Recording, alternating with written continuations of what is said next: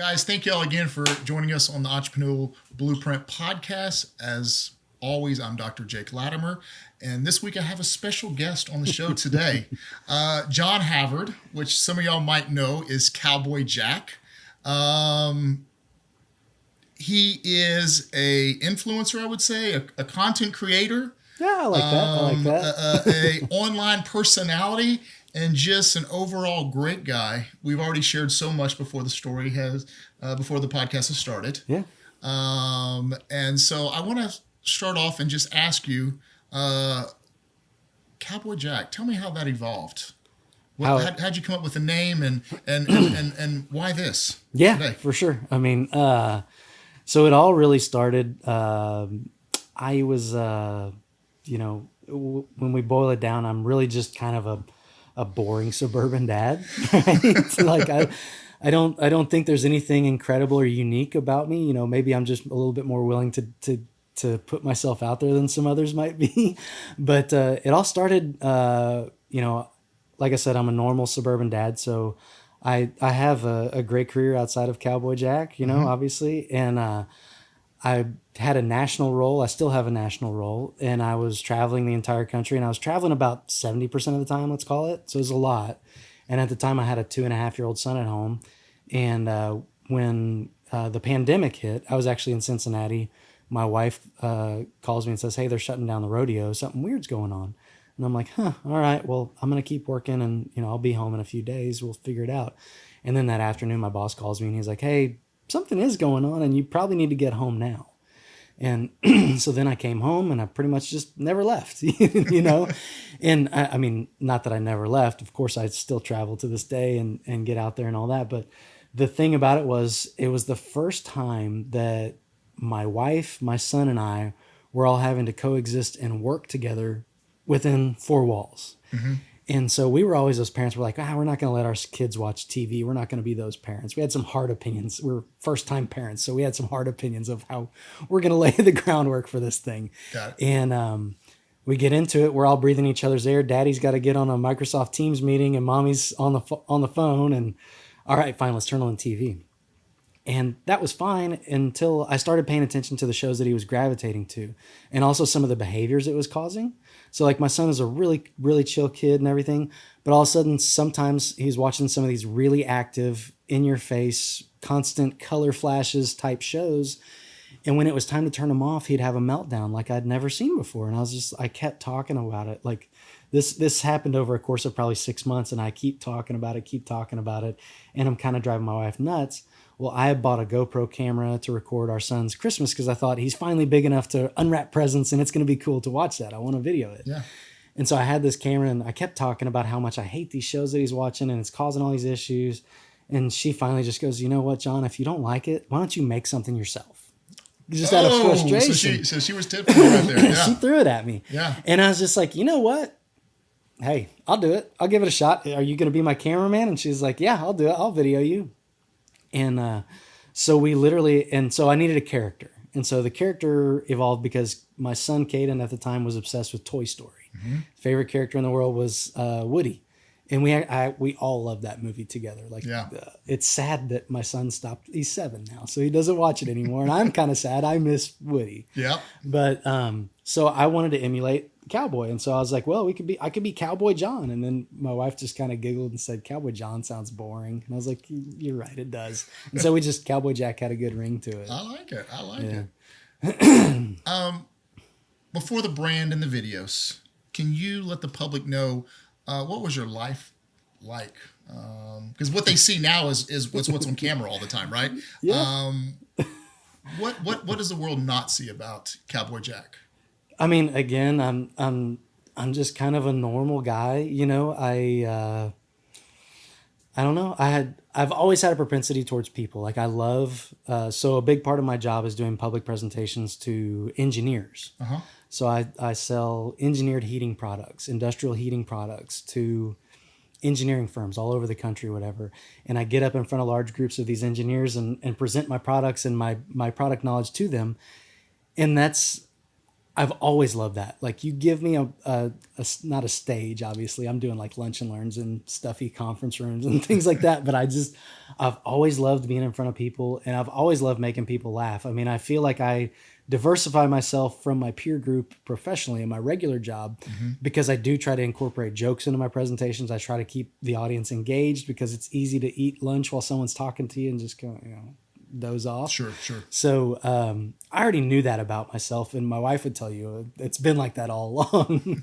It's funny because when I like all the way elementary through probably middle school, I was the most extreme shy kid, right? Really? And finally, I don't know what it was, what light switch happened or whatever. I guess I figured out there was a time when I was pretty quick, and I was, me and a couple of my buddies all got to start on the varsity football team as freshmen. And I think that maybe boosted my ego a little bit and helped me come out of my shell some. But I love making people laugh. I love it. Some may consider it a character flaw, but I love being the center of attention. Like I think it makes you different. I think it's authentic. You know what I mean? It's organic. I can't change it, so I have to embrace it. Absolutely. So I want to back up for 1 second, if you don't mind, John. Sure. So you mentioned that, your wife kind of tested you in a sense, said, hey, why don't you dress up and why don't you become Cowboy John or Cowboy Jack at this point? So she recorded the first video. Mm-hmm. Tell me about the process. Like, did you share that with friends? Did you guys? I'm sure you guys watched it. You laughed. You're like, I laughed a lot. So I still have the original footage from the first time we filmed, and it was so my daughter was born. She's now 4.5 years old, right? And at the time, she was a newborn. So the whole time we filmed our first ever episode at a pond in our old neighborhood, right? And it was just Cowboy Jack goes fishing, and it was for my son because he loved fishing. That's all this was supposed to be. Was for my son. Who did you do the editing on that? Did the wife? Oh yeah, I did it. So I did it. It was terrible, but I did it. Yeah. But the original footage is both hilarious and sad and all the things because it was the first time my wife is pointing a camera at me as Cowboy Jack. We've known each other for 20 plus years. We met when we were like 16 and 17. So she's known me forever, right? She's pointing a camera at me. I'm dressed not normal, and I'm trying to be a little bit more bubbly than my normal self, maybe. Okay. Because I'm trying to keep my son's interest and everything. And she is cracking up laughing. And the whole time she's filming me with this hand and holding the stroller, rocking Addison, my daughter, back and forth with the other hand. And so there's a scene in the opening of that video where you can clearly hear Addison screaming. Like there's so many things that were wrong with it. But yeah, sorry, long-winded answer. It started as just for my son. And I stayed up late watching videos on YouTube on how to edit and then trying to do it up myself on a MacBook Air while laying in bed. Gotcha. And we shared those with, of course, my son watched it. He loved it. He was my biggest supporter.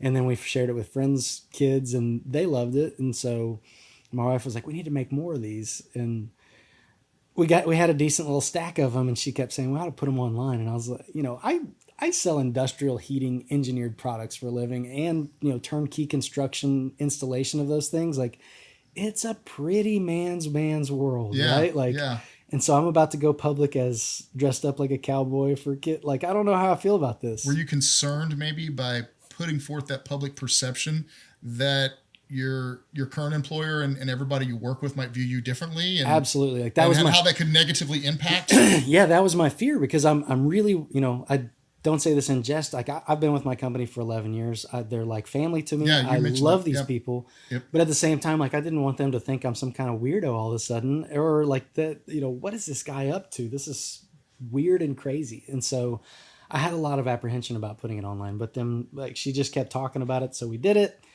and the rest is history. Everybody, I took some jabs, I'm sure. But it's a fun loving group, right? Like that's awesome. We do funny things anyways. We have a pretty high stakes fantasy football group. And if you lose, you have to do something pretty embarrassing. And I have just lost for my second year in a row. So, glutton for punishment. I love it. We talked about this before we started the podcast today about, what people see on social media all the time, whether it be Facebook, Instagram, YouTube, whatever platform we're talking about, TikTok. They start to develop this public perception or create this public perception of who you are, right? Mm-hmm. But what they don't see is maybe dark moments or things that you've had to struggle with to get you from point A to point B, things that, and I don't know if you've seen it here when you've come in the office, but we have this picture that talks about success, right? And you see this boulder, this ice that's coming up from the water, right? And you don't see everything below the water. You only see with a little crest over it, right? Yeah. Is there anything maybe you can share with our audience that would kind of help them understand that, like, every entrepreneur, every person who's trying something new, stepping out of the box, it's not all rosy goggles all the time. Like, you've got to persevere. You've got to kind of figure things out. And sometimes you go through some dark moments. Anything you want to share with that?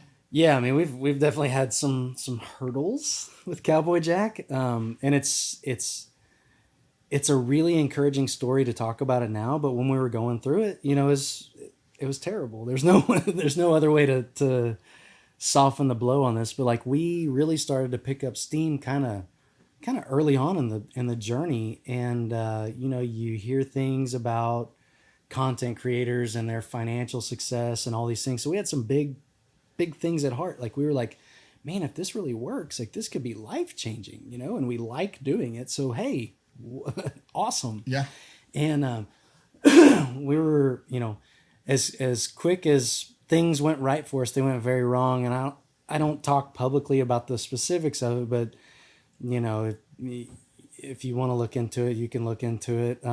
But basically, all this financial success that we thought we were going to have from the show kind of disappeared overnight. Gotcha. And that was a big gut punch, because we'd invested, like, so we always had this craving for better quality, better content, better, like, hey, we're having fun and people are watching us when we're filming this on a GoPro with no lighting, no audio equipment, anything. So what if we got those things? And we're not, I do well with my career, but I'm not driving a Lexus or, anything like that. Yeah. And so, yep. But we had bought additional cameras, additional equipment. I graduated from a MacBook Air that was 6 years old to edit with. And, like, we had invested significant money into doing this thing. And all of a sudden we had that gut punch to us. And it was just a really dark period. And that persisted for a long time. And it didn't seem like there was an end in sight. And when we kind of figured out, what all that was about and why that was happening and everything, it forced a lot of hard emotions between me and my wife. Mm-hmm. Like, we have a real estate business also. Like, there was times we've worked together plenty and been married for a long time. We're, in fact, we just passed our 14-year anniversary. Wow. So congratulations. That is, that's an outlier in today's society. I had this, Andrea, if you're watching, I love you to death. As I was saying that, I did have a moment thinking, oh my God, did it pass? And I forgot. But no, we went out to a nice dinner. We had a babysitter for the evening and we celebrated together. So I love you. 14 years is incredible. Thank you for tolerating me. So sorry, I had to go. No, you're fine. Little disclaimer to my wife. But there was plenty of times when we were thinking about, giving up, and we would fight with each other about it, like fighting on a different plane than husband and wife, fighting as coworkers, fighting as co-creators. It was different. There was definitely times when each of us wanted to throw in the towel. Yeah. And the interesting thing there is, every time we wanted to throw in the towel, one thing about our show that I really love is that we are very popular in special needs communities, like the autism community specifically, but neurodevelopmental disorders, sensory disorders, sunshine kids, the whole deal, like all that stuff. And every time we would get really close to giving up, because she'd be on a tear saying, we can't afford to keep this going. We gotta quit it. Yeah. And I just don't want to. And fine, you give in and you're like, fine, you know what? I give up. And then all of a sudden, ding, on your phone, you look at your email, and there's an email from a parent of a child with autism, maybe 13 or 14 years old, who just went to the dentist and had their teeth cleaned for the first time without sedation or without restraint. And they're 13 and 14 years old. Yeah. And they say, this happened because he understood what to expect when he went to the dentist because of your show. And it just floors you. I mean, tell me that's not God talking right to you and saying, don't quit it. Don't quit it. I'm testing you, but don't quit it. We talked about it just a little bit before you came on the show, and I know that faith in God is very important. You're a devout Christian like I am, and we talked about when you're going through some of these struggles or you start questioning things, whether it be financial, business, whatever it is. As long as you put your faith first, God knows when you need Him most, and He will step up. And he has in several stories that you shared with me, before we talked here.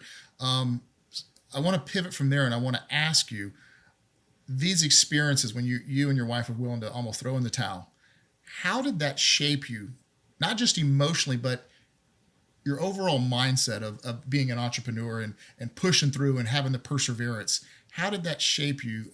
Because I'm a firm believer in, to be successful, no matter what we're doing, right?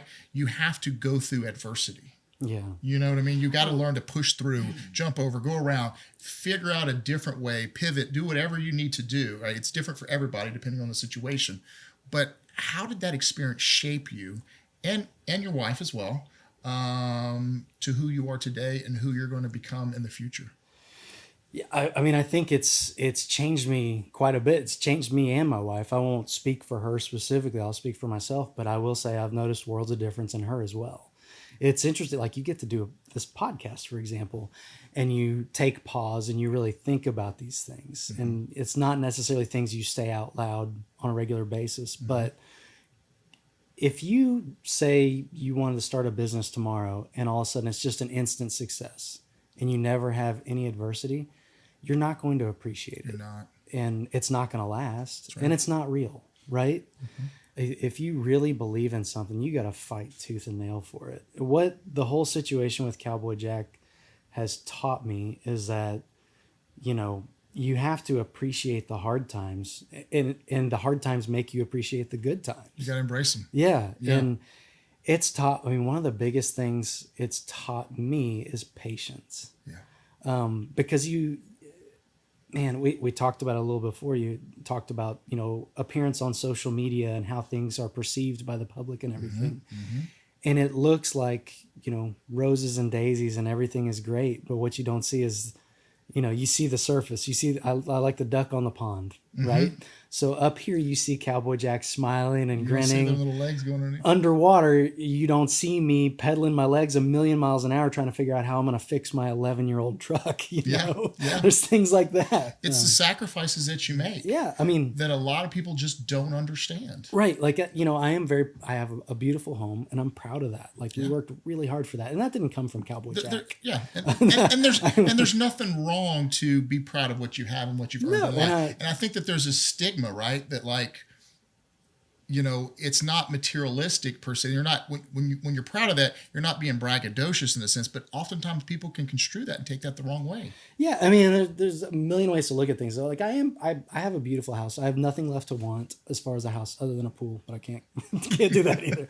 But, you know what? We've got a nice piece of property. We've got a house, that's very good. Got a beautiful family. But we prioritize that. That was a conscious choice that we said, we're at a point in life. We've been in the same, we built a starter home together, my wife and I, before we were married. Oh, wow. We built it together when we were dating, just on a whim. And we said, we'll live in this thing for 3 years. We'll sell it and make a profit.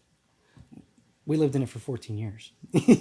Time flies. Yeah. So, but we made the conscious decision of, hey, we want to prioritize the house over the cars, over the clothes, over the, other material things. We really, because that has a net positive impact on us and our children. Mm-hmm. Coming home and being happy about where you're laying your head down is a big thing for us. But, like you said, like, we drive 10 and 11-year-old cars, and I'm not knocking it. I mean, it's a process. Yeah. And I think what I want everyone to understand, I think you probably would agree with this, is we want you guys to understand that there's no such thing as overnight success. Like, wow. And it is major sacrifice. It is weekends. It's late at night. It's early in the morning. It's things that a lot of us take for granted. Like you say, they see, these videos and things, this content that you've produced. They don't know how many takes you had to take to get it where it needed to be.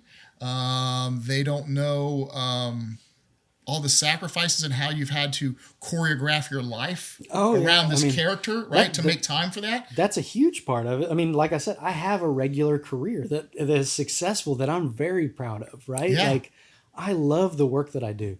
And that involves travel, like that involves, meetings, that involves all these things. And most people, after they do that, they want to go home, relax, have a beer. You know what I mean? No, like, it's and then you still almost have like a second job, even though you love it. I do in a love sense, it, but yeah. It's still work, though. And Yeah, I think that people don't understand that, right? It's funny, like, so filming an episode of Cowboy Jack is, and y'all are going to think I'm crazy for saying this, but that is me and my wife's little escape from reality. Love that. Right? Like, yeah. So we try to film on Saturday or Sundays, usually in the mornings, sometimes in the evenings, just depends. But like, you get a babysitter, you dress in your funny clothes, you go film something, and then you take pause, you go have lunch together, relax a little bit, recharge the batteries, and then you go home and say, all right, it's back to parenting. You were talking earlier about going on a vacation and that you're going to go film some content. Yeah. Out in Florida, right? Yep. Most people, when they think about going on a vacation and going out to Florida, they're not thinking about filming content, right? So what I want everyone to understand is Cowboy Jack, he's got to go into character, right? He's got to plan for this, right? It's not just we show up at the hotel, we go to Disney World, we enjoy snow cones and popcorn and nachos. You might still enjoy those things, but it's a continuation, and it can sometimes get exhausting along the way.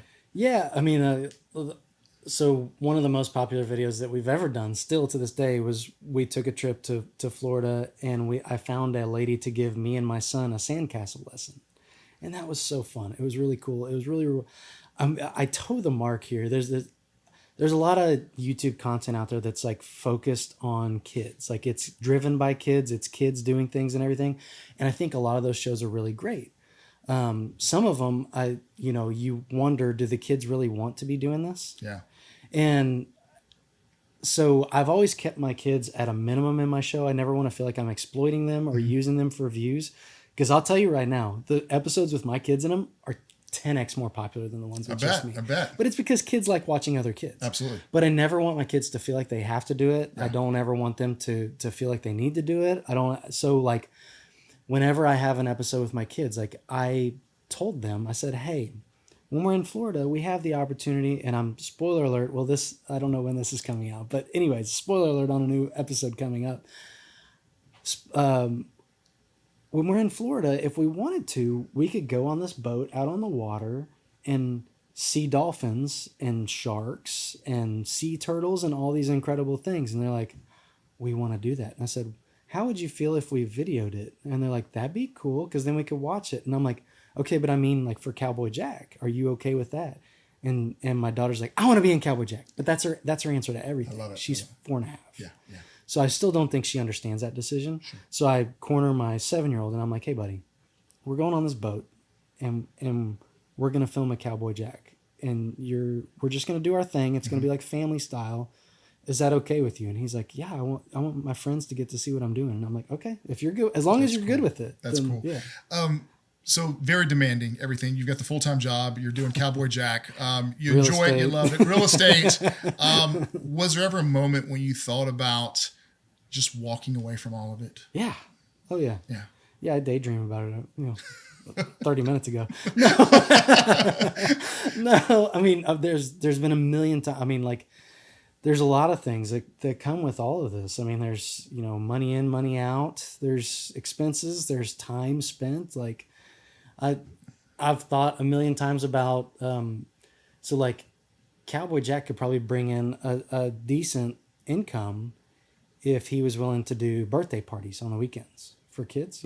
Parents would pay, sure, just like they're going to hire a magician or a performer or anything. They would hire Cowboy Jack to come do something with their kids.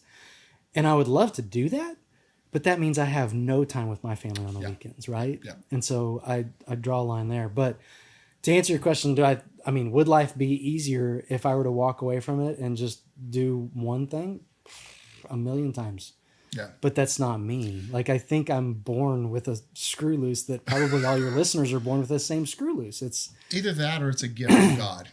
You know I would argue it's both. Because not everybody can do what you're doing. Right. You know, and not everybody has the drive or the stamina to put up with the turmoil that comes along with this. But like, I literally, like, you know, both me and my wife have this, it's a blessing and a curse. And you know, lay in bed and you're trying to watch a show together, but 3 minutes in, she's going, hey, you know, we've never filmed. And I'm glad you said that, because I want to hit on a couple things. I think what people see when you're shooting this content, right? They see the 30 minutes, hour, whatever the duration is, right? They say that's well, he's only doing, you know, I don't know how much you're shooting a week, but let's just say there's 2 videos you put out, right, for that week. So there's 2 hours. So he only worked 2 hours. That's just not true, right? It's all behind the scenes. It's the ideas. It's the getting the props. It's to making the arrangements and you know, to go, you know, film for the turtles and everything. It's the whole process. And I think, at least I view it in this capacity as an entrepreneur myself, is the brain never shuts off. Like it's almost like a server that just continues to run, and you can even be on vacation. And I know that my wife is, you know, we just got back from Florida last year, and we go to Grayton Beach area. Yeah. And, you know, we'd go down to the beach in the morning, and then we'd go to the beach in the afternoon during the hot of the day. We'd go back to one of the Airbnbs, and, you know, I do it for a while, and then I've seen the beach, and so I'll stay back sometimes and I'll work on my laptop. And my wife will go, honey, we're on vacation. Mm-hmm. But there's something about it that you just can't shut it off. And I think I'm sure you have this burning desire that's in you, that you're always trying to do better content. You're always trying to, you know, think about better ways, right? And to do things to get your views up, or get people to see you and be able to make a profound difference on so many individuals, right? Yeah. Because you spend so much time with children, right? I even do that with like my professional career, the work I do in sales. Like this last summer, like we've been going to Florida. We're very fortunate, get to go to Florida every summer, right? That's our one vacation a year. We love it. I'll never stop doing that until my kids say I'm not going.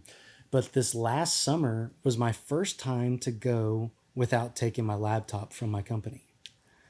And it was like it was a big deal. My wife said, I don't want you to work on this trip. Yeah. And so I still, like, she'd fall asleep and I'd be checking my emails on my work phone. I can't turn it off. Yeah. But like the intent is to get away, right? But you still can't turn it off. Okay. And even like this year, I've already forewarned her, I have way too much going on with work. I cannot leave my laptop. And I will give you a guarantee that I will not work all day. I will not ruin a day with work, but there's going to be some meetings. It's hard to shut it off. Yeah. It is. And I do that with the same thing with Cowboy Jack, right? Like, Yeah. Overcoming adversity. How did it harden you or refine you on your mission? Yeah. Sorry, I'm thinking about that one. Yeah, no, that's fine. I think and I'll kind of pivot on me for a second. Every time I'm going through a struggle or something hard, right? I try not to take it personal. I always say, God wants me to go through this for whatever reason, right? Sometimes you don't understand, right? When good people go through bad things and hard times, for whatever reason, God wants you to go through that. Maybe he's trying to build you to be a better man or to handle a situation differently, you know? And so I always go, you know, God, I don't know why I'm having to go through this right now. I don't know why I'm having to struggle through this right now. But I trust in you that you're going to bring me through this. And I tell you what, every single time I go through that, I'm kind of glad I went through it, because I come out a different person, and I like to think that I'm a better person by going through that adversity. Well, in hindsight's always 20/20. That's all I'm always trying to tell myself. Just slow down, take it in, and take a deep breath, and maybe you'll find the purpose, right? Yeah. But you know, overcoming adversity, especially with an entrepreneurial spirit, I think if you're truly like I consider myself double lucky, blessed by God in the fact that I truly enjoy my career. Mm-hmm. It drives happiness in my life, and I truly enjoy Cowboy Jack. It drives happiness in my life.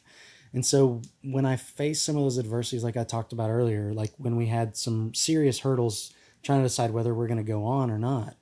What I always tell myself is these things bring me joy, and I'm not going to let somebody take that away from me. Yeah. It may divert it for a moment, Yeah. but if something is truly your passion and you feel like it's your calling, and it is your calling, you can't let anything steal that from you.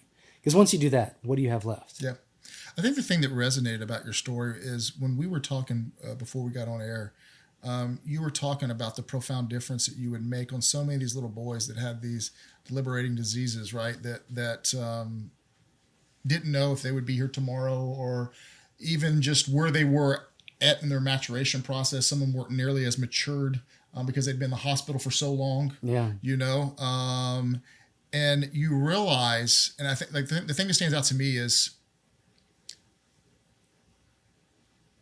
that almost, at least how I interpret, that became your why. You know, when every time you get ready to stop at something, and then you'd get that email from that parent or whatever, right? And it's like almost like God's bringing you back full circle. Like, this is why you're doing this, John. Yeah. You know what I mean? Yeah. It's not for the views. It's not for the monetization behind. I mean, all that stuff's nice, right? But this is your purpose. Yeah. You know, God's using you as a conduit, right? To positively impact so many people. That's it. Like, every time you face one of those adversity, this is maybe unique for Cowboy Jack, but I don't think it is. I think this is probably true for everybody. Yeah. When you get really down in the deeps of a adverse situation, and you're really struggling, and something's really got you down, you're gonna find a little glimmer of light. And I think it does bring, like, I'll get an email from somebody saying, hey, by the way, my son hadn't smiled in 3 months because he's going through chemo, that's a fictitious. I've had plenty of sob stories, and I don't share those publicly because, privacy, and I don't do those for any kind of notoriety.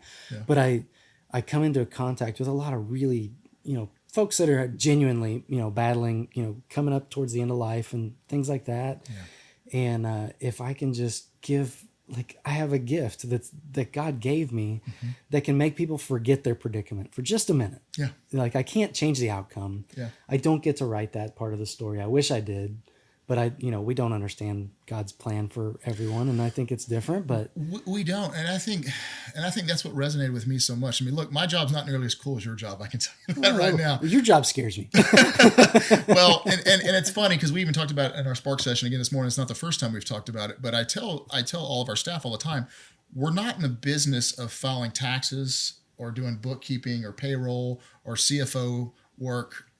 We're in the business of solving financial problems and providing our clients a peace of mind, knowing it's being taken care of the right way. Well, and so I said, and so when you understand that that's your purpose, like I say, my job's not as cool as yours, but when you understand that your purpose is not reconciling accounts or filing a tax return, right? It is, someone calls you, they don't understand their cash flow situation in their business or how they're going to process payroll. They got a notice from the IRS or something like that, right? So they're frantic and they're stressed out, right? It's out of their wheelhouse. They're calling you, and they think enough of you to call you and give you an opportunity to help put them at peace of mind. And when I look at it from that perspective, that's what gives me my purpose, right? Yeah. Is being able to put people at ease, knowing it's okay, it's going to be fine. It's just a notice. We're going to handle it. Yeah. We're going to get past it. Well, that's why I love you guys, honestly. I mean, I'm really good at making shows for kids. Yeah. And I'm really good at, convincing people that I have the best solution for their industrial heating needs. Like, I feel very confident in both of those roles. Yep. What I don't feel confident in is the financial aspect of doing both of those things. Yeah. Like, I tell, the folks here all the time, I tell you, you have to force me to adult sometimes. That's okay. That's okay. I'm put a camera in front of me and I'm good, but put an IRS notice in front of me and I'm going to crumple like a wilted leaf. Sure. And I get scared. And that's why I'm so grateful that I have resources like you guys, because I don't want to be. You don't have to deal with it. No, First off, I don't like numbers. That's why, I use numbers constantly, but they're spreadsheets and I can manipulate spreadsheets, right? But I don't want to be the guy that understands the ins and outs of my tax situation and everything. I want to trust somebody else take care of that for me. That's why I'm here. No. And we're glad you're here. But, I think what I want the audience to understand is, entrepreneurship is not just about money, making money. It's about changing lives. It's about. I almost feel like it comes easier if money comes second. It does. Because then you're on something, find something you love and then backtrack your way into figuring out how you can make money at it. If you're doing it, right, just for monetary reasons, you're going to burn yourself out. There's not going to be any longevity, right? Yeah. And so what I tell my wife and I tell my staff here, and, we're not in the business. It's not about front end money for us to make money and, turn them and burn them, get a client and get them out. We're about clients for life, right? Yeah. It's about relationships, and it's about the end game. And so when you make it, when it's not about money and you've made your content where you want to put a smile on these kids' face, you want to help these special needs children, and you view it as it's an honor to do that, right? That God has given you a gift. I think that's what makes it special. That's what makes it authentic. It's not Jake Paul, Logan Paul just creating goofy content, jumping off the balcony, Right. I mean, not to discount what they do. I mean, there's a place for everything and there's entertainment value in it, whatever. And like, I had some real hard opinions. Like when I told you you asked how this got started, and I told you that I didn't like the shows that my son was watching. And I used to have some really hard opinions about some of the content that's out there for kids.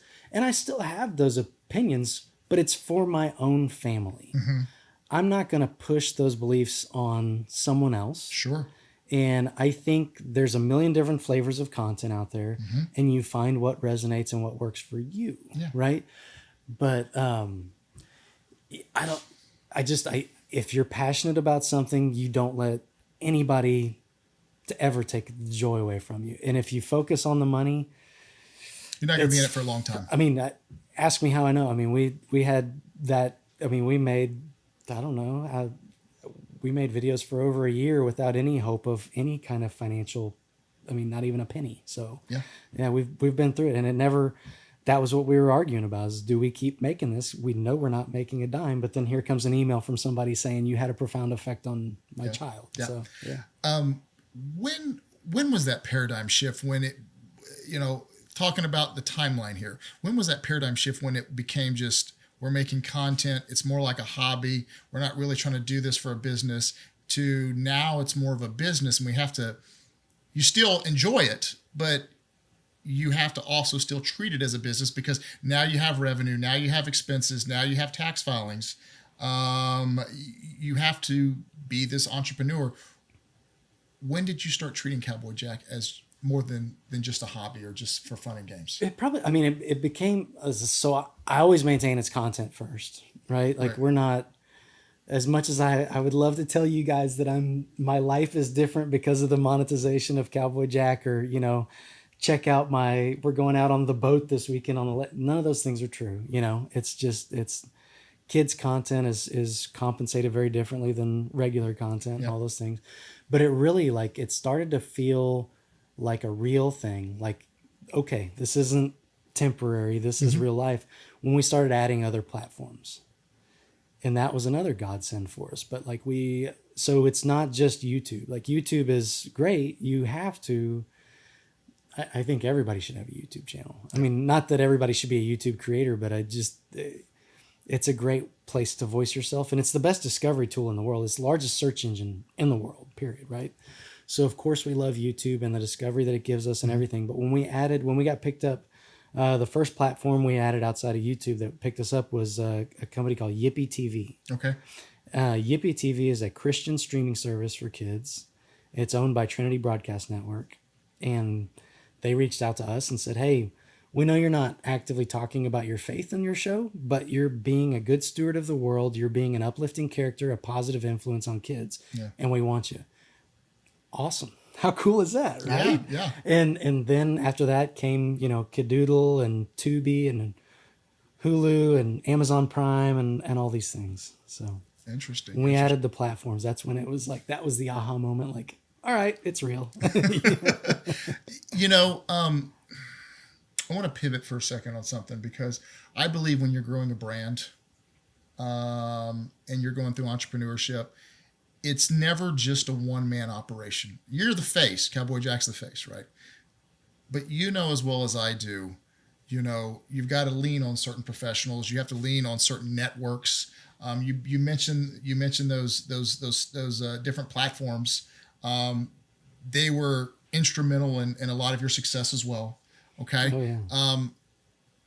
How has it been when you started working with some of these different professionals, whether they be accountants, marketers, attorneys, consultants, anyone that you want to elaborate on? You don't have to mention their names, but how has that changed the game for you, realizing that it's not just 100% you as a solopreneur, right? Yeah. You're building a brand, you're building a network, an organization to kind of help take it to the next level, because I'm a firm believer, at least myself, is you're only as strong as your weakest link. Yeah. It's pretty easy to identify your weakest link as an entrepreneur. So when we started, it was literally like my wife was the cameraman. Okay. And I did everything else. Yeah. And it wasn't because that was like a demand or anything. It's just she wasn't bought in on it yet, right? Yep. And so I was doing all those things. I was, she would film me and I would stay up all night and fall asleep with my head in the computer trying to edit, and the editing was terrible. And it was taking me, 12, 15 hours, once we got kids to bed to edit these videos. And it was really miserable, but I loved it. And she accused me of something that I'd never recognized in myself before. She got to me and she goes, "Why don't you just teach me how to edit? Why don't you teach me how to edit?" I said, "You're not going to you're going to hate doing it. I don't." Yeah. And she goes, "You're a control freak." Yeah. Okay. Wow. I'm not mad at you, because that's true. I didn't realize that about myself. Yeah. Even through all these years of marriage and everything, I never realized that I have a really hard time of delegating tasks and letting somebody step in when I'm dropping the ball. Yeah. And so then I taught her how to edit. Well, she really taught herself, but I gave her the skeleton key to it. Sure. And she ran with it, and it made life so much easier. And then, because of the success of my other career, she had stopped working for a little while, and she was basically like trying to make Cowboy Jack a business and do all these things and get the content to the other platforms. And then she recognized within herself, like, hey, I can't keep up with, and it's great for me because at this point I'm literally just the face, right? Like, we don't ever write a script for anything we do, but like, I'm going there, I'm doing the experiences, I'm on camera, and then she's doing the editing, the publishing, the scheduling, the everything, right? She's working her tail off. Yeah, that's a lot of work. And then she recognized within herself, like, hey, I can't get the content. Every platform has different requirements of how that needs to be shaped, and it's really hard to keep up with, and I don't have the mental capacity to do it. So then we found a licensing expert, and now they do that for us. Gotcha. And so literally we just get to, like, we've pared it down so much to where I'm the guy in the hat. I do the meet and greets. I do all the public appearances. I do the show, all that. She does all the videography and the editing of the content, but then it's handed off to somebody else to do everything else with it. And like, it's incredible.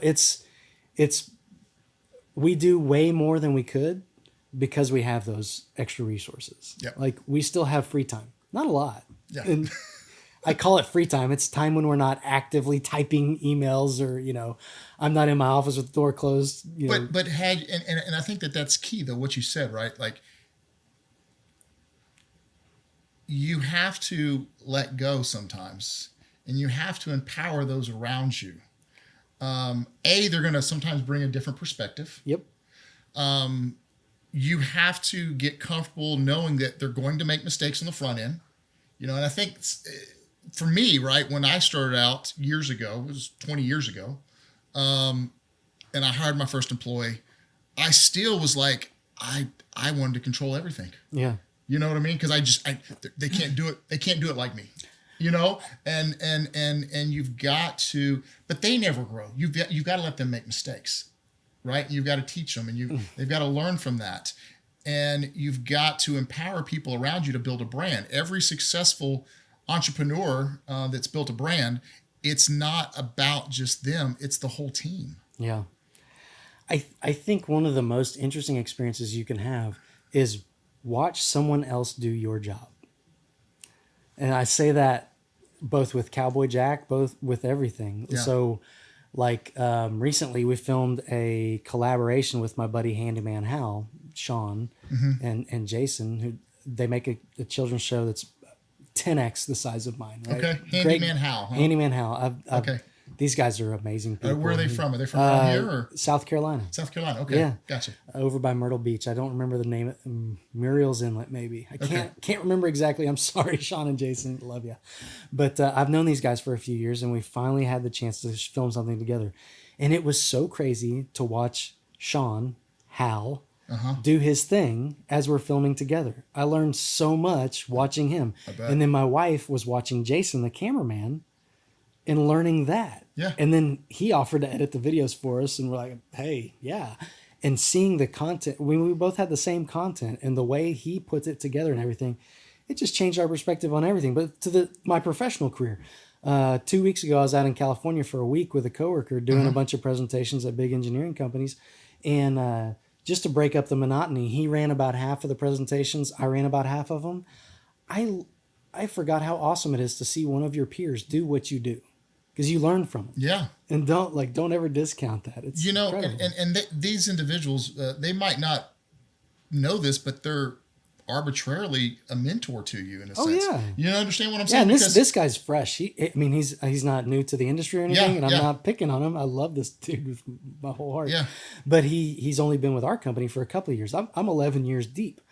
Watching him do it, I learned so much. Yeah. Like, it's just different perspective, different personality, different little things to say, nuances. Like, that's a gift. You have to have what I like to say. You have to exercise humility, right? You don't have all the answers to everything, and you have to realize that people, like you said, bring different perspectives in, and you have to be willing to push beyond your boundaries and try new things. Yep. And I think it gets tough, right? As we get older, right, we get very complacent in life, right? We know what works. We do the same stuff over and over again. Yep. Right. And well, it's worked. So why, if it's not broke, why am I trying to fix it? Right. But I think that when you keep things fresh, not only for your viewer or your audience, whatever business that you're in, right, it keeps it fresh for you as well. And you might not realize that, but you have to be willing to try new things, try new ideas, and find yourself. I'm a big believer in mentors. Find people who have achieved these successes, right? Yeah. And Howdy Hal, right? Handyman Hal. Handyman Hal. Yeah. Sorry about that. I didn't mean to butcher that for a second. He's obviously reached a certain level of success, right? Yeah. And you're picking up on certain things, and his cameraman, and they're doing certain things that maybe you and your wife hadn't even thought of at this time. And,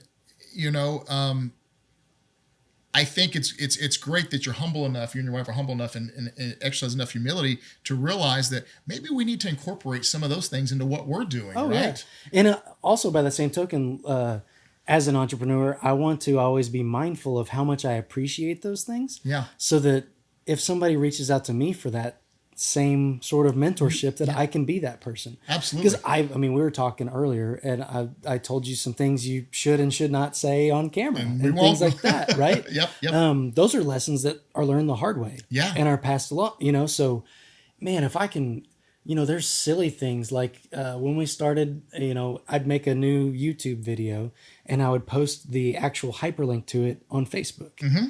And I could post like just a sentence I say or whatever with no links, and it would get 100 likes. I post a link to my show, and all of a sudden it gets 0 viewership.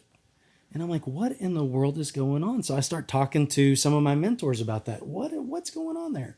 And they explained to me, do you think Facebook wants somebody to click a link that's going to take them out of Facebook? Right. So now we do things like, be sure to search for this. I don't post the link. I tell people how to find it on those other locations.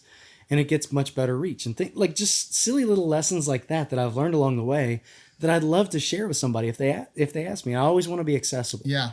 And that's the thing. I think no matter what your business is in, I think that's great advice right there. No matter what your business is in, find someone in your industry that is successful. I promise you, 9 chances out of 10, it's not industry secret. Like, people love to share information. Someone can come to me, another practitioner in my field, and if they want to, I had somebody the other day hit me up, hey, Jake, what do you think about this, and this? I said, you're wasting your money with this. You're wasting your time with this. Like they're not going to market it that way because they're trying to sell you a product. Right. I'm going to tell you what you need and what you don't need. Yeah. Oh, okay. How much do I owe you for that consultation? Nothing, man. Just pay it forward. Yeah. It doesn't matter, right? Like so many times we're programmed so in my professional career, we are very competitive, right? Like I would say out of the entire world, there's really like 3 people that make a really high quality product, such as my company. And so we're programmed to be very competitive, right? Like we want the win, and that's part of being a male too. We've got the testosterone. We want the W, right? Yeah. And that's natural. In other worlds outside of that, like what I had to learn with Cowboy Jack being a creator, there's no beating the other guy. Yeah. We're all like, if he succeeds, he can tell me how he succeeded. Yep. I can try to copy it. It's not going to be exact. Like there's no magic formula to success. I think people, especially being a creator, I think people notice the passion in what you're doing and what you're saying and how you're acting. And that's what makes people gravitate to you. That's why, like, kids always ask me, I want to be a YouTuber when I grow up. How do I do it? And I was just be genuine. Don't worry about how it looks. Don't worry about how it comes across. Yep. What you're saying, like it's not what goes in a man's mouth that defiles him, it's what comes out of it. Right. And so if you will find, no matter what it is you're talking about, like say I was real passionate about breeding African crickets. Okay. I came in here to talk to you about my African cricket breeding business. I could talk about that for an hour on YouTube. It's not going to be for everybody, but there's going to be plenty that get behind me and support me wholeheartedly on my journey to become the best African cricket breeder. Right? No, I could just use that as an example. No, you're right. You're right. I don't know if there's even crickets in Africa. I think there is. I'm sure it's a big continent. There's gotta be. I think so. Is it south, north? But as you guys can tell, like this is very authentic. What Cowboy Jack and I are speaking of today. This is not scripted. Everyone can tell, right? We hope that you guys can feel that authenticity. But the best thing this little sliver that I want everyone to understand is find you a mentor, find you someone that you can trust, find you someone that you want to mimic your vision after, not necessarily just their success monetarily, but like, what type of content they're producing, what message you're trying to put across in any field that you're doing. And I promise you, go talk to people in those fields. Come talk to me if you want to enter into my field. I'm happy to help you along the way. Look, I don't really view competition with other practitioners in my field. The only competition I view in life is competition with myself. Yeah. Honestly, to just be the best version of myself, right? To be the most authentic. And wherever that leads is where God intends that to be. Yeah. And I know you feel the same way. Like, well, we're sitting here and you've got some pictures flashing of the, I can pinpoint to you some really great opportunities I've had to film, really great content, and I didn't show up. I showed up. I made the video, but I didn't bring it, right? Like I was distracted. I was upset about something. I wasn't being the best version of Cowboy Jack at that time. Yeah. And I think if you, like when it comes to finding a mentor, if you go in guns a-blazing and you say, oh, I love what you do. I think you're incredible. Can you teach me how to make your kind of money? Mm-hmm. That doesn't work. Because that's you're coming off as someone who's not doing it for the right reasons. Yeah. If you go to somebody and you say, wow, you do this incredible. Like you're a boat builder and I have a business that builds boats, but we don't build them like you. Yeah. I would love to, man, if I could just understand the craftsmanship that goes into that, then you've got your guy who's going to be your cheerleader and your helper. That's right. That's right. I want to talk about I'm going to back up a little bit and talk about something again about delegation again. Okay. And I want people to understand the importance of being able to delegate. Oftentimes we feel like we have to do everything ourselves. And I think that's very natural with someone who's trying to control our own destiny. And I think you probably fit into that realm as well. Knowing all of that, you also have to have the mindset that either you're going to go all in on something and really make a concerted effort to make it successful, or I'm of the mindset of just don't do it at all. Like if you're going to do something, don't do it, excuse my French, half-ass, right? Mm-hmm. Do it like you mean it, that yeah. you care, and that you put forth the time. And if you're not good at something, like if you're not good at cutting content, if that's not your forte, go find someone. Don't give up on your dream. Just be honest with yourself on what you're good at, what you're not good at. And it is not a loss when you it's actually a success when you outsource it with the right people. And sometimes you might outsource with the wrong person. Pull it, go to somebody else till you find that right person. What advice would you give to entrepreneurs that are hesitant about delegating? Oh man. I mean, if you're being honest with yourself, you already know what it is that you don't like about what you're doing. Yeah. Right? Me, taxes. I avoid that as much as possible, right? Yeah. I hate that. And so I've offloaded that. Mm-hmm. It's changed my life so much for the better. And that's just one example. But say you are really passionate about sharing your journey on something and you want to make videos or whatever, but you, like you said, you hate editing. Yeah. Like that's what's slowing you down. Find somebody. I mean, there's websites. There's Fiverr.com. You can go on there and find anything for $5 or really affordable prices. Don't let a part of the process stop you from doing what you need to do.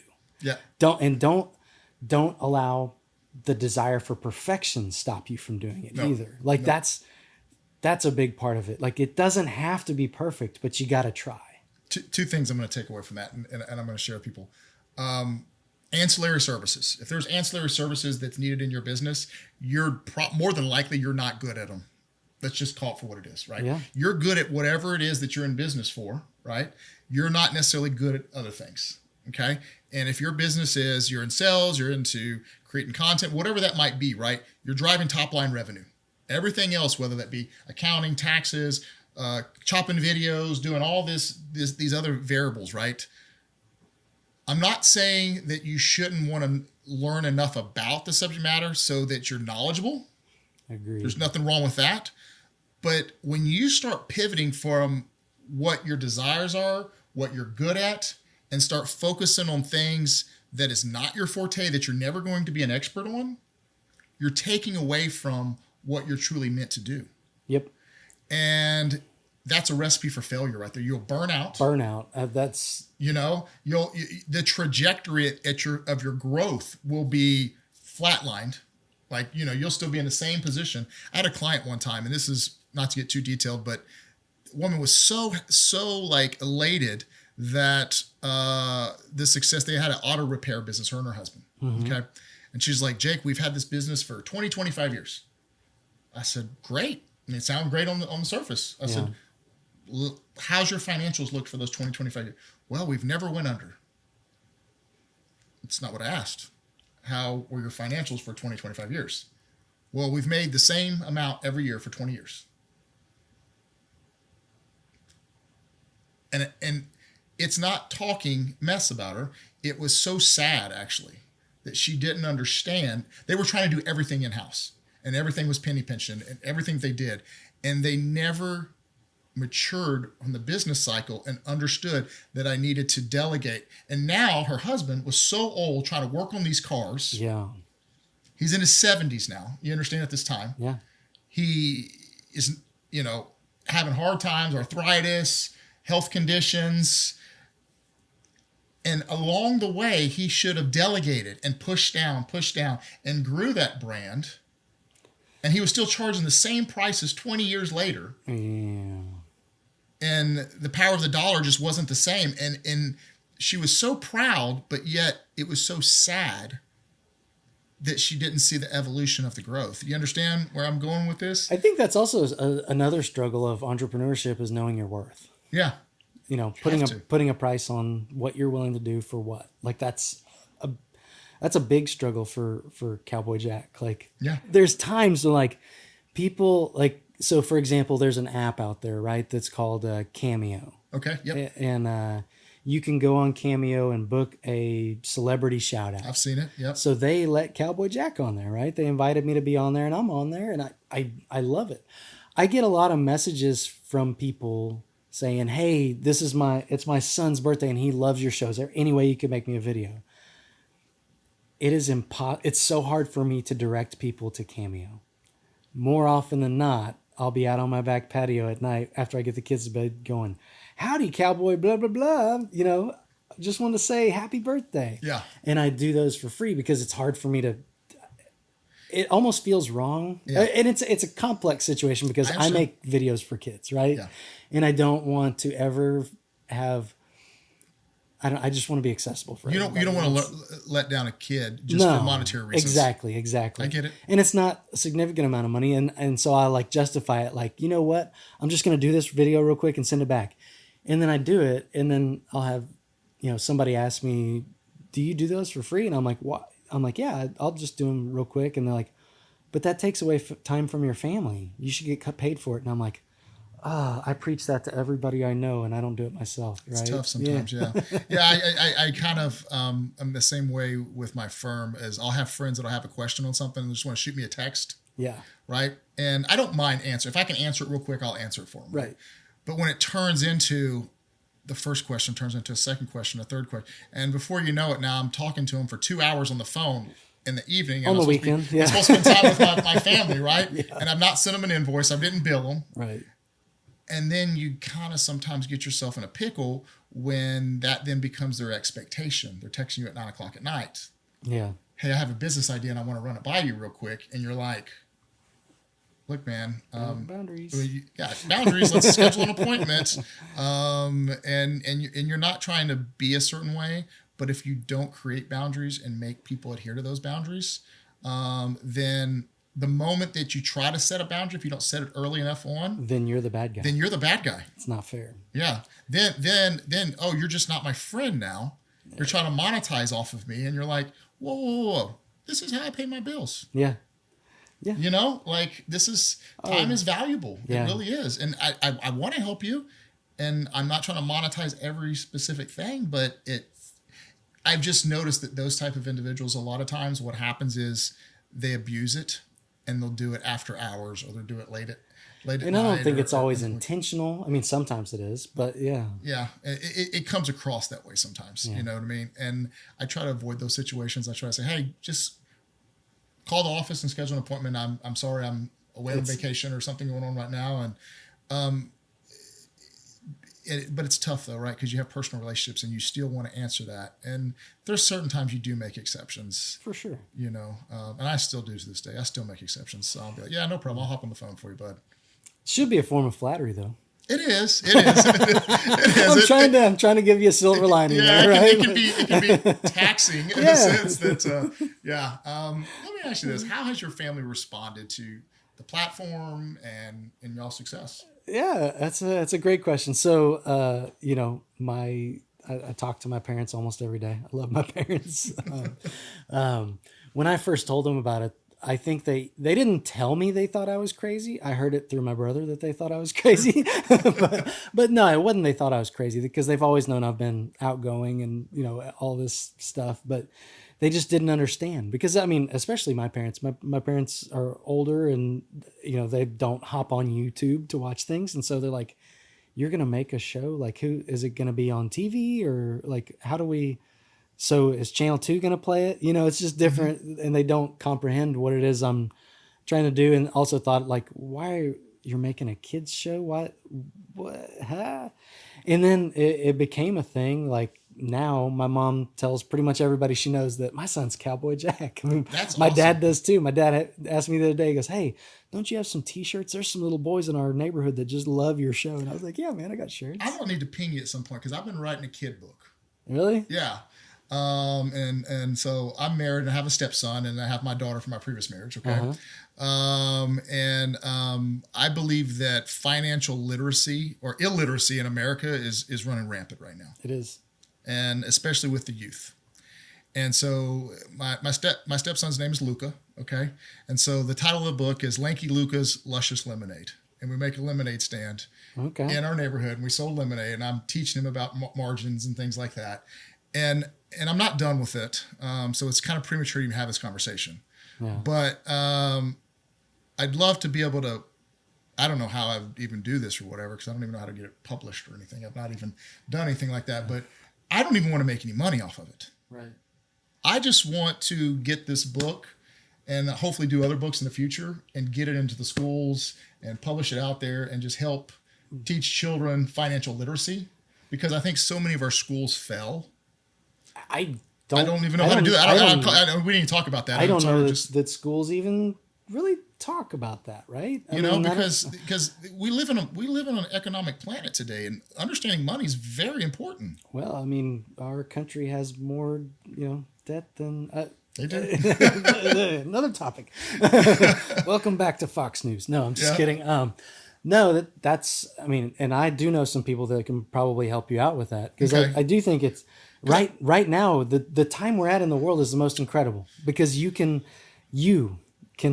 publish a book and get it out there to the world and get it on to where you don't have to invest in it. And Amazon can print it on demand when people buy it. And I really just want the proceeds to go to financial literacy, to be honest with you. Yeah. To kind of help that. I don't want any profit from it at all. Well, I think hopefully it'll resonate with people, especially there's so many divorcees out there, right? And you always have to have a step parent involved and stuff. And I'm his stepfather in this regards. And even though he calls me dad, I'm probably more involved than his own father is, you know. But I thought it was something that would bond us together, and being able to share that story with teaching a lesson for so many. Well, and then there you go, accidentally starting another business. I'm not sure. Trust me, I'm busy enough with everything we got going. I want to pivot from that, but that just was on my mind right there, and I want to just ask you that. Maybe we'll talk in the future about some. Yeah, but as far as my family goes, like how they perceive the show now, I'm so cool. I bet. Daddy, crazy at first, and now I'm cool. You know what? I bet even if it hasn't come yet, I think it's going to come where you go to school and you tell about your profession to the classroom. Oh yeah. Oh, you're going to be the biggest hit. You're going to be the biggest hit for sure. But I'm worried. I do worry about when my son's 7 now. What happens when he's 11? Yeah. And, is he going to bring a cowboy to school? I don't know. I guess there's only one way to find out, world. Let's talk about faith for a second. All right. Okay. How has that played into your role as Cowboy Jack in both your healing and in your hustle and entrepreneurship? Yeah. I mean, faith drives everything, whether you actively realize it or not, I feel like. Okay. You don't have to be thinking about your beliefs 24/7, but they're with you 24/7, whatever they are. Yeah. I mean, of course, we're a Christian family and we have our strong beliefs, but I think whatever your belief is, no matter what you're doing, it's always on your mind, whether you recognize it or not. And it's definitely, helped us overcome all the hurdles that we've had so far. It'll continue doing so, but it changes the way we think about making content. It literally, we do feel like this is some sort of divine calling for us in a serious sense. I say that sometimes, and people, it's your calling, but no, I really do mean it. I do feel like there's something special that's happening through us, and I'm very passionate about the message I try to get out there. And it's not, I'm not trying to spread the gospel. I'm not trying to preach the word, shove it down people's throats. But I think if you watch the show and you pay attention to our attitudes and the way we act and the things that we do, I think it emulates through that. Yeah. And I try to make it so. Yeah. Yeah. No, part of our little spark sessions we do, while we respect everybody's beliefs for religion, because all of my employees have different beliefs. I would be lying if I said that there wasn't a Christian undertone towards it, where we sometimes where we talk about scripture and how that has impacted this specific topic and whatnot.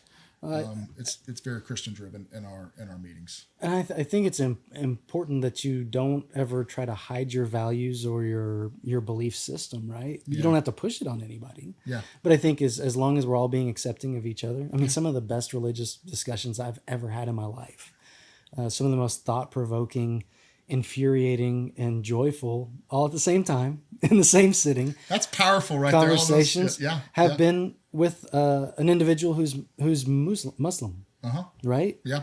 And I mean, we have the most thought-provoking conversations, and at the end of it, we hug and say, "You be good to your beliefs, and I'll be good to mine," and Absolutely. That's it.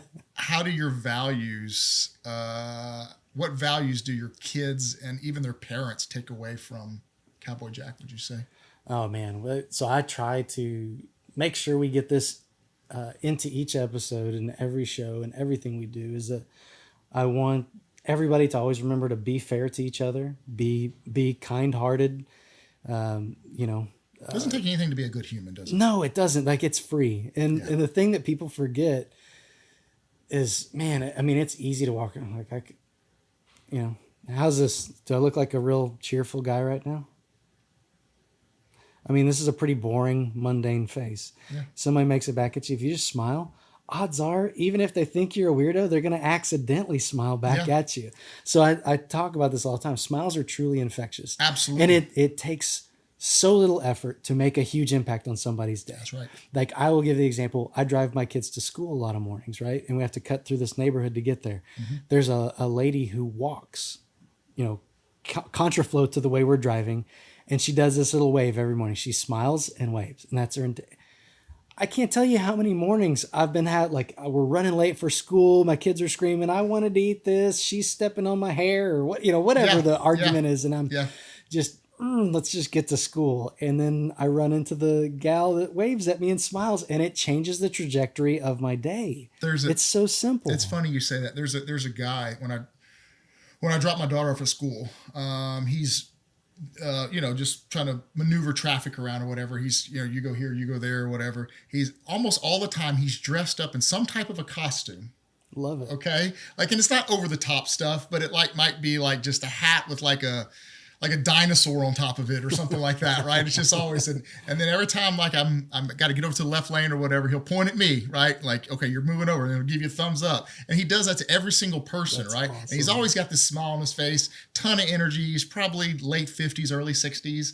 And he's there every morning that I drop my daughter off, every single morning. And I'm just like, dude, he gets life, man. And he's impacting every single person. I look forward to seeing that guy every single morning. Yeah, and honestly.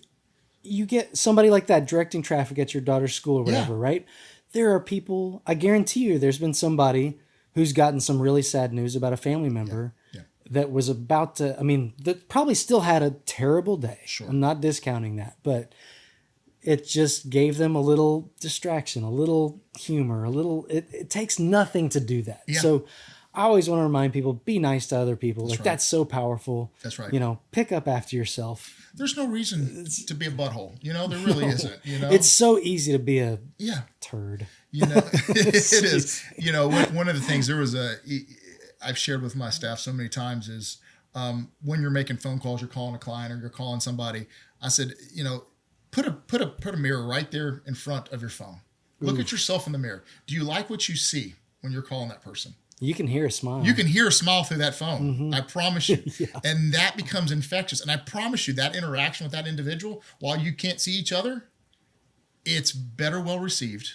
I promise you, you're going to get whatever your point is. You're going to get it across, right? Yeah. You're going to connect with that person or have a better chance of connecting with that person, all by just smiling.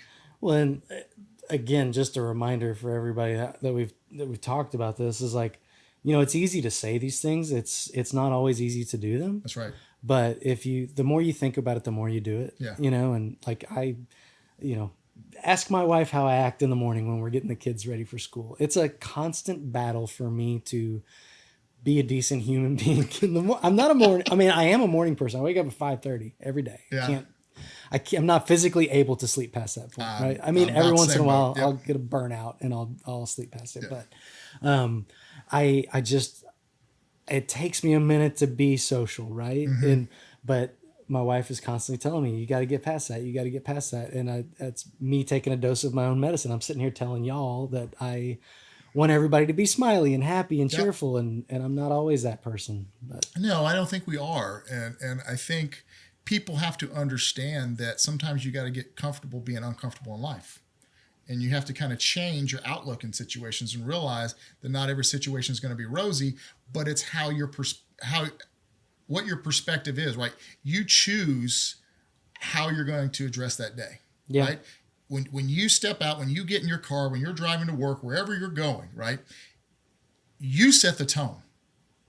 9 chances out of 10, you're the tone setter. Or if you're not, you should be the tone setter. So when you start to go through adversity or something bad, you decide how you want to respond to that.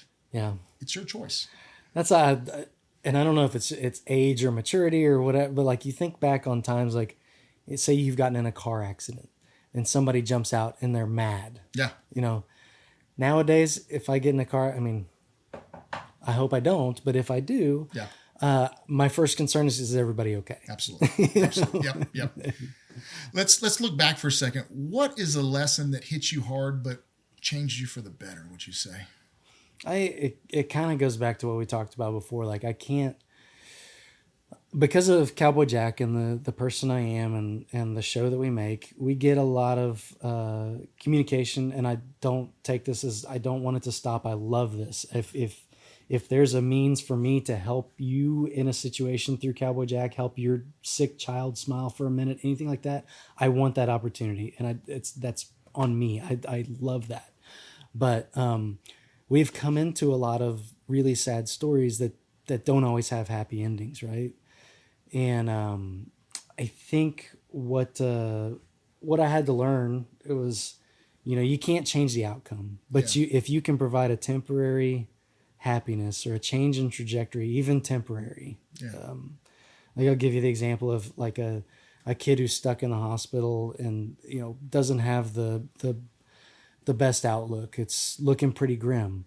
But if I can do a quick FaceTime call with them and make them forget that they're laying in a hospital bed on a transplant list or something for just a minute, I have to take the win for the win. Yeah. So that was maybe I celebrate the fact that I got to share a moment of happiness with that individual while he was still here. Yeah.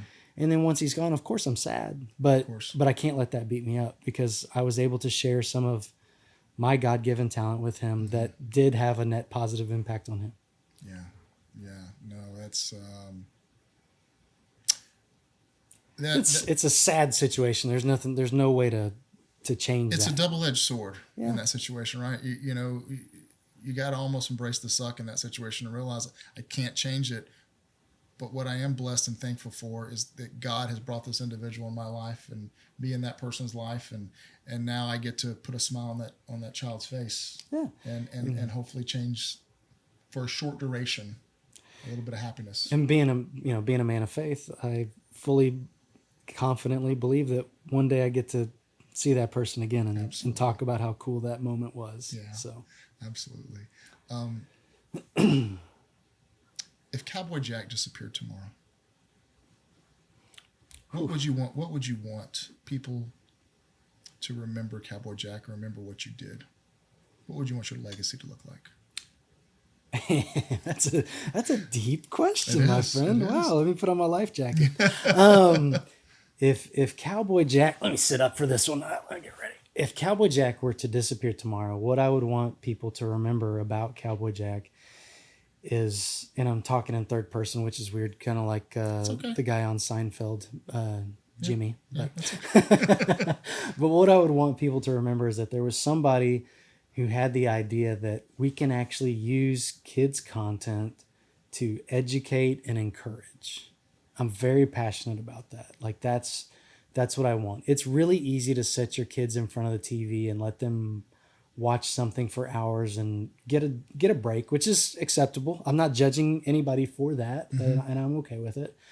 But you can also use that time where you need to recharge your batteries. You can use it to recharge their batteries and fill their little minds with incredible ideas, incredible experiences, things that you're encouraging them that they want to go do on their own.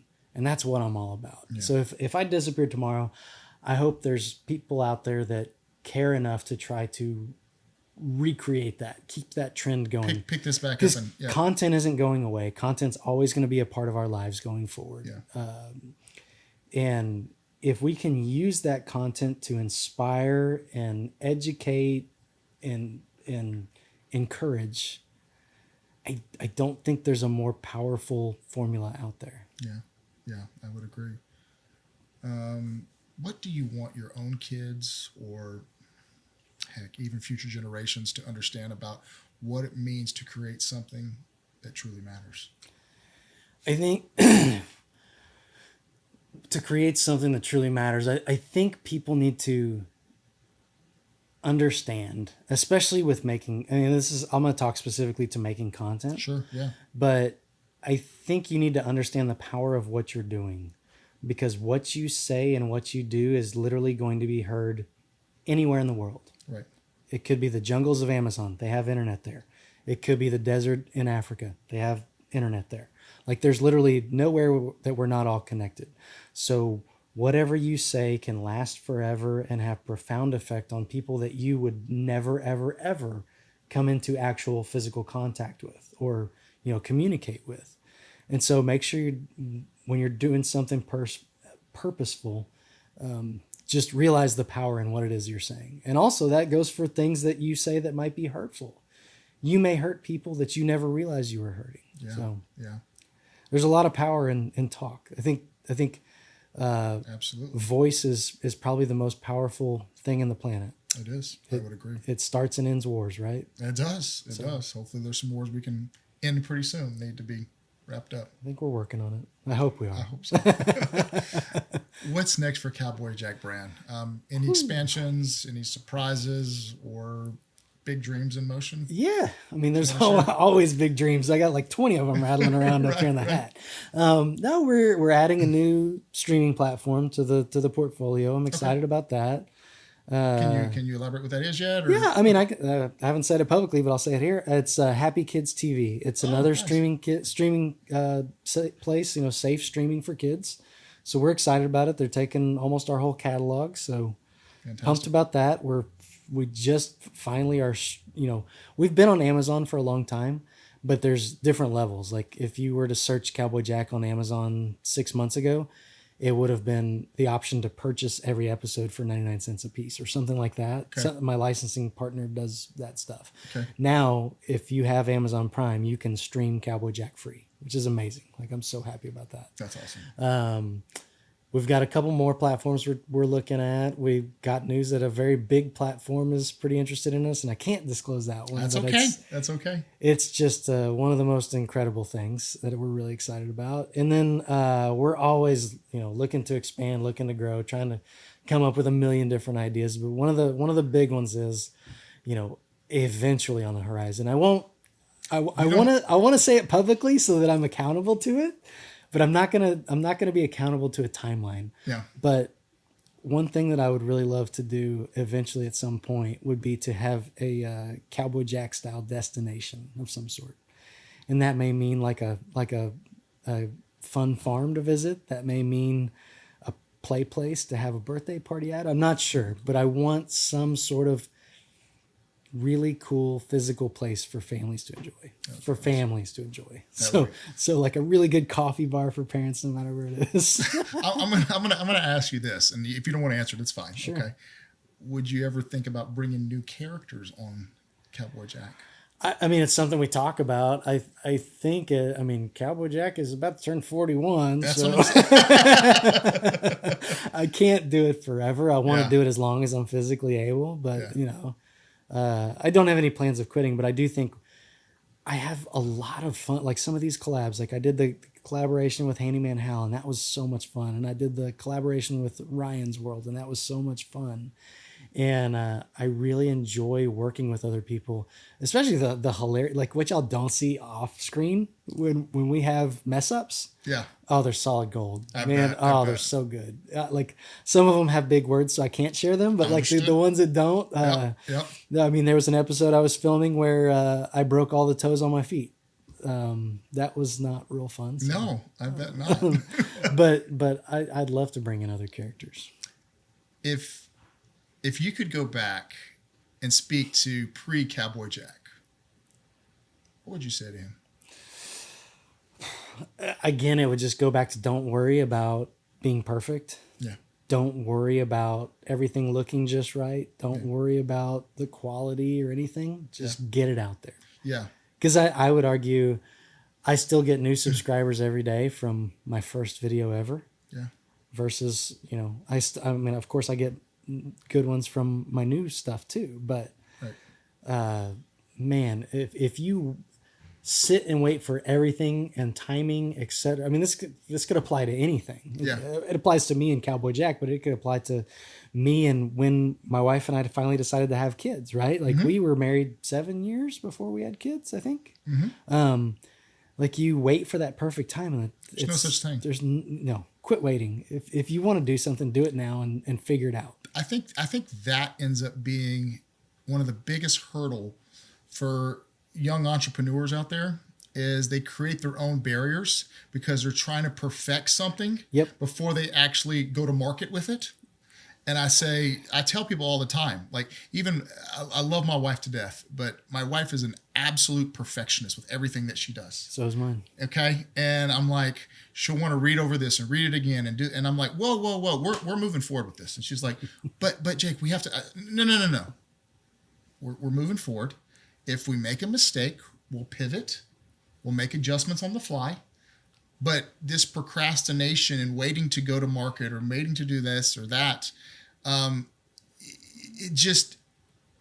it becomes so taxing and counterproductive in a sense. It creates paralysis. Wasteful. Wasteful. We're only given so many sunrises That's here right. on this rock, you know? That's right. So every day that you're waiting on something, you're losing time. That's right. I mean, none of us get out of here alive. And I get it. Every right. And everybody wants to just dip their toe in the water. But at some point, you've got to dive in, man. Yeah. And if your dive is not good and you know, you hit that water kind of hard, well, guess what? You'll adjust the next dive that you do and the next dive and the next dive. I'll give you the example, kind of going back to offloading, right? Yep. Like we used to spend hours writing video descriptions. I'm talking hours arguing about words and thinking it needed to be so perfect. Yeah. Then Chat GPT enters the AI, chat. Dude, it saves us literally 2 hours a week just by typing in, write a video description for Cowboy Jack goes here. And it spits out something incredible. Yep. We tweak it, but that's a 5-minute process versus a Absolutely. 2-hour process. Like, just don't wait. Just get it out there. There That's may right. be some people that laugh at you. You know what? If you can't take a laugh, you shouldn't be an entrepreneur. That's right. You got to have thick skin. Yeah. Favorite place you've ever filmed before? Oh man. I've done some really cool ones. Like of course, like when we got to film with Life Flight up on the top of Memorial Hermann in the medical center was amazing. When we got to film with the Texans, that was like a kid's dream to get to walk down on that field and stuff. But ultimate favorite was filming with Big Bro. So my brother is he's one of 2 pediatric dentists for Georgetown Pediatric Dentistry. Him and his partner Travis own the practice. They've been business partners for I don't know, and it's incredible for me to see because when him and Travis were in dental school together. They got married around the same time. Like they've been buddies for forever. And they were like, they graduated and they're like, we're going to move to Georgetown and start this dentist office. Yeah, and I was just like, man, I hope it's a hit. And it's a huge success. Like they have multiple offices now. And it's been fun watching them evolve as entrepreneurs too. I bet. But I wanted to make a video about going to the dentist so kids would understand it's not scary to get your teeth cleaned. It's really cool. This is why the tools are not scary. This is, a polisher. This is a drill, whatever. Yeah. And my brother and I are 4 years apart. We look like twins. Really? It's hilarious. I mean, people literally like the other day, my brother Kenny was at a music festival, and somebody that I work with walked up to him and slapped him on the back and said, "Hey, John, how's it going?" Whoa, you're not John, Yeah. So getting to film with him was just a new level of fun and hilarity that I didn't think was possible. I need to go back and do it again because it was so fun. I bet. Hardest day on set. What was that? Ooh, I mean, we haven't ever had like any real heartbreak or anything on the set. Okay. And there's no set. It's, locations or whatever. Yeah. But probably the hardest I've ever worked for Cowboy Jack was when we were filming with Ryan's World. We did a collab with Ryan's World at George Ranch. And it was just hard because they're a more scripted style show. Okay. Kind of careful about their wording of things. Sure. And also like an outline of everything you're going to accomplish, as where we just show up and hope for the best and try to be the coolest we can while we're there. Mm-hmm. So that was a learning curve, but it's still an amazing experience, but it felt like work that day. I bet. Yeah, no. It's crazy when you're not able to be authentic and then you have to follow a script, right? That I think it puts undue pressure, additional stress on you Yeah. when you have to follow something. You can't just be yourself. Well, it was really cool though. I mean, I credit them with being very authentic through a script. Okay. Like I got to give input on it and things like that. That's cool. So I still was myself. It was just I wanted to hold up my end of the bargain and say what they wanted me to say, and I was struggling with It's it. tough. I get it. What keeps you up at night, both personally and or professionally? Ooh, a lot of things. Insomnia. What keeps me up at night personally? Just my kids growing up. Making sure that I'm being the best dad I can. Yeah. And we all screw up. We all, we're doing the best we can, but like, man, I could lose so much sleep just trying to make sure I'm being present, being the best man I can be for my kids to see it as an example. Yeah. Not so much my actions and my words of what I'm doing. I want them to see the things I do and take that as an example. And like sometimes if I lose my temper, that keeps me up at night, I don't want my kids to see that. But they're going to, but it's how you react to it, all these things. But trying to be a good parent and making sure I'm setting them up for success is what keeps me up at night personally. And then professionally is just, professionally stagnation. Stagnation scares me. It really terrifies me, if you want me to be honest. I think that's a great word. I've never heard someone say that before, but I think that a lot of entrepreneurs feel that way, stagnation. I think when you get comfortable, things start to stink. They do. It's just like a pond, right? Mm-hmm, so the water's not moving; it starts to go foul. That's right. So I'm always trying to grow, both as Cowboy Jack, as the sales career that I have, and I always want to be growing and challenging myself, and sometimes it's hard to find the challenge, right? Like it's not like you're in your professional career. Like it's not like I'm getting a promotion every year or something. Do you ever watch other people's content and go, I really like how they did that right there, and then try to emulate some of that, maybe in your realm, not in your realm, but you go, man, maybe I'll put a little twist to it or something like that? You ever, like, it's almost like research in a sense. Oh yeah. You ever find yourself doing stuff like that late at night or something, just researching and watching videos? I'm really horrible at taking in kids' content myself. Like I watch my friends. So I have some friends that are also really great content creators, like Gigi's Magic Mailbox. My friend Becky writes. She makes an awesome show. They're book read-alongs. It's fortunate for me. My kids love the show, and so I get to watch with them. Yeah. And it's fun for, like, my kids watch Handyman Hal. It's fun for me to get to watch my friends and with my kid. Like I watch my kids watch my friends, and that's fun. So I get things from those, but then also like watching, because I don't love to sit around and watch kids shows, right? Of course. But I'll peek in every once in a while. But really, like some of the huge creators, like Mr. Beast or Dude Perfect, the guys from Dude Perfect. Like sometimes I watch some of the things that they do, and I'm just like, that is so simple and so genius, and I'm stealing it right now. Not that I'm stealing it, but it becomes a copycat league sometimes on certain things. Yeah. I try not to copycat, but I try to do things my own way, but emulate some of the things that they do. Like even like they're like Dude Perfect. They like, they make the trick shot and then they're like, yeah, man. And like, I'm like, I like how they like something as simple as I like how they celebrated that, so. You're obviously very busy. Cowboy Jack, you run your sales department there. You're a realtor from time to time as well. What do you do when you're not doing those things to recharge? Because everybody has to recharge from time to time. Oh man, it was great. Like 5 years ago, I got to No, I'm just kidding. I love, like, we live, where we live. I mean, our old house too, but people forget the simple things in life. Yeah. I love taking my kids fishing. The joy that my kids get from catching a fish. That's cool. Man, that's a powerful thing. I don't think there's anything cooler than watching a kid catch a fish. Yeah.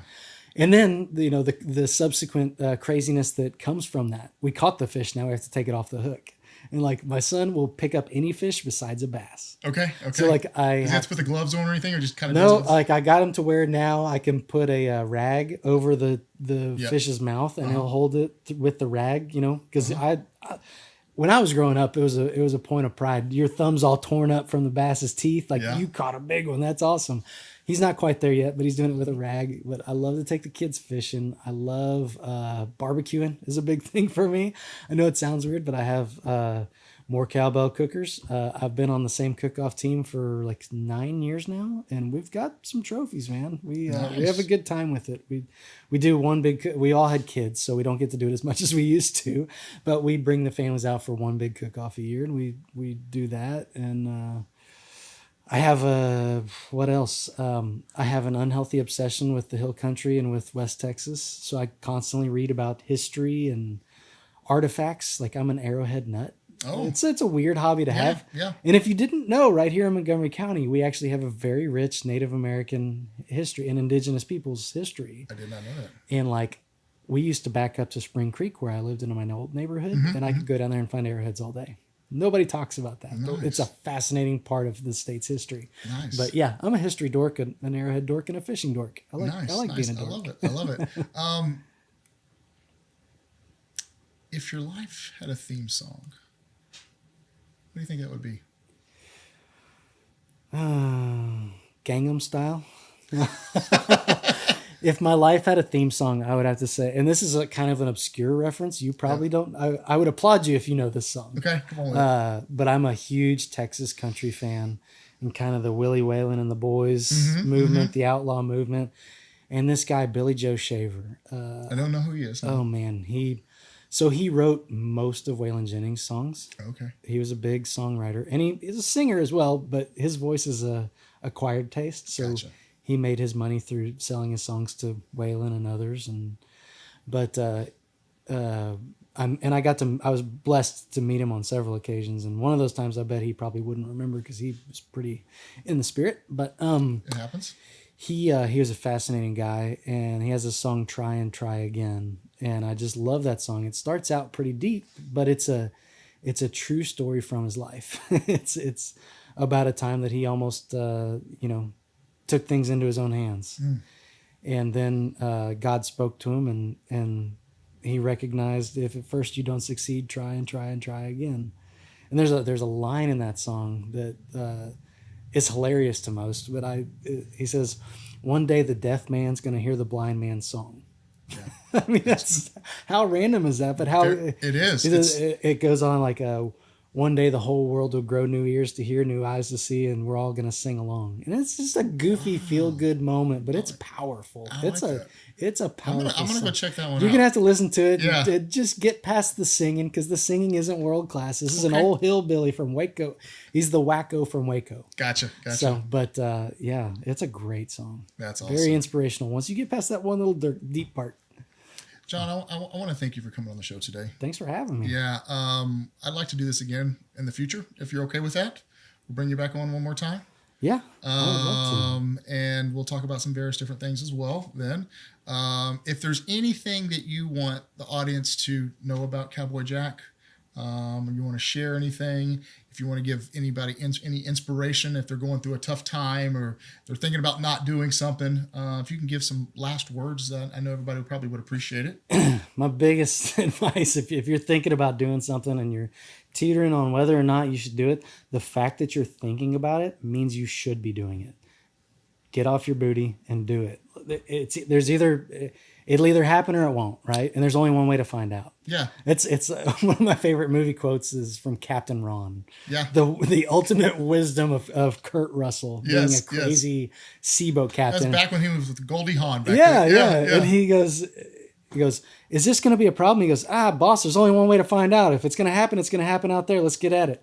That's right. That's right. You got to quit thinking about things and just try it. I always say this: when your expiration date is coming, assuming you have a step down process to get there, it's not like that, and you're laying on your deathbed. The last thing you want is regret. The last thing you want, I wish I would have tried this. Even if you failed, you know what?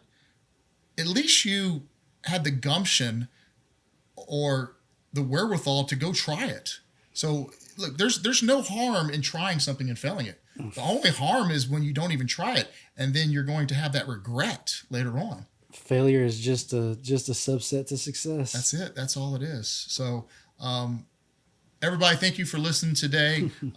John, thank you again. Cowboy Jack, thank you for coming on the show today. It's been an honor, and hopefully you guys have pulled a couple nuggets. And hey, if you're not familiar with Cowboy Jack, go check him out on YouTube. I think that's probably your biggest platform right now. Easiest way to find me. Just Google Cowboy Jack. Yeah. I'm the big guy in the hat. Great content. Great guy. I'm sure your kids would love his shows, and you as adults would as well. So thank you for joining, and we'll see you guys next time.